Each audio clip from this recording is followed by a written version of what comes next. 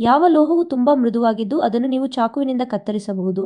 ಆಯ್ಕೆ 1 ಚಿನ್ನ, ಆಯ್ಕೆ 2 ಸೋಡಿಯಂ, ಆಯ್ಕೆ 3 ಕಬ್ಬಿಣ, ಆಯ್ಕೆ 4 ಅರ್ಜೆಂಟ. ಸರಿಯಾದ ಉತ್ತರ ಆಯ್ಕೆ 2 ಸೋಡಿಯಂ. ಚಿಕ್ಕ ಮಗುವಿನ ದೇಹದಲ್ಲಿ ಎಷ್ಟು ಮೂಳೆಗಳಿವೆ?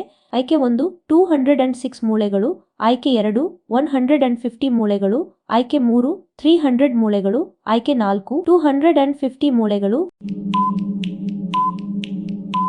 ಸರಿಯಾದ ಉತ್ತರ ಆಯ್ಕೆ 3 300 ಮೂಳೆಗಳು. ಯಾವ ಹಣ್ಣಿನ ಬೀಜಗಳು ಹೊರಭಾಗದಲ್ಲಿವೆ? ಆಯ್ಕೆ 1 ಆಪಲ್, ಆಯ್ಕೆ 2 ಮಾವು, ಆಯ್ಕೆ 3 ಸ್ಟ್ರಾಬೆರಿ, ಆಯ್ಕೆ 4 ಬಾಳೆಹಣ್ಣು.